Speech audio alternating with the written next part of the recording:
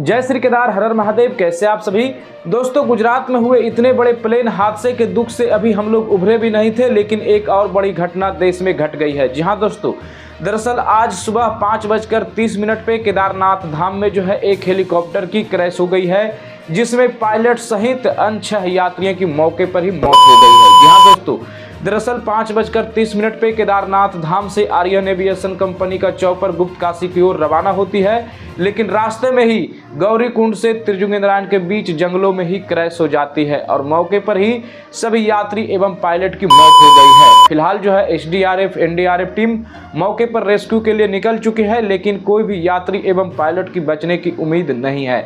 दुख की बात यह है कि इसमें एक 18 वर्ष के बच्चे भी शामिल थे। दोस्तों, पता नहीं 2025 में किसकी नज़र हम लोगों को लग गई है पूरे देश को, और एक से एक बड़े दुख हम लोगों के सामने आ रहा है।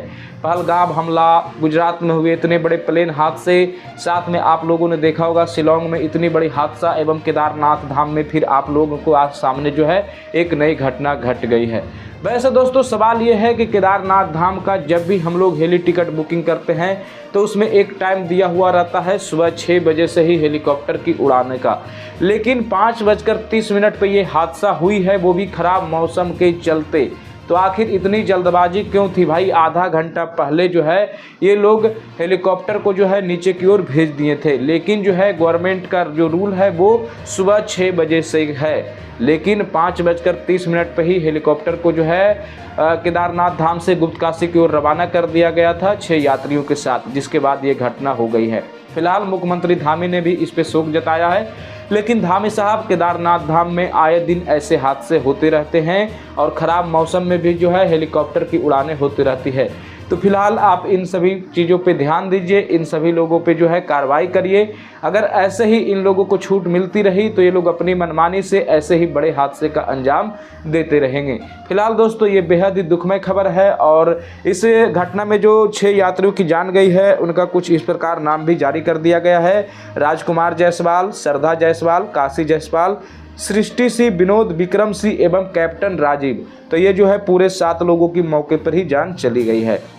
दोस्तों, केदारनाथ धाम में जो है आए दिन जो है आप लोगों ने देखा होगा कि अभी ही जो है हेलीकॉप्टर में कुछ तकनीकी खराबी आई थी, जिसको सड़क पे ही लैंडिंग करवा दिया गया था। क्रैश लैंडिंग उस समय भी हुई थी, लेकिन उसके बावजूद भी इस प्रकार का लापरवाही देखने के लिए लगातार मिल रहा है। जब मौसम खराब था, वो भी टाइम से पहले करीब 30 मिनट पहले ही उड़ानें भर दी गई थी।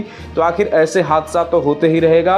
हेलीकॉप्टर कंपनियों को भी ये सुझाव है कि कृपया मौसम खराब रहे तो ऐसे रिक्सी बड़े उड़ानें ना भरे। अगर टिकट कैंसिल होते हैं, यात्रियों को पैदल जाना होता है या किसी अन्य माध्यम से जाना होता है, वो भला है, लेकिन ऐसे बड़े हादसे के अंजाम से तो बचेंगे। लेकिन फिलहाल दोस्तों, मैं इस बारे में क्या कहूं?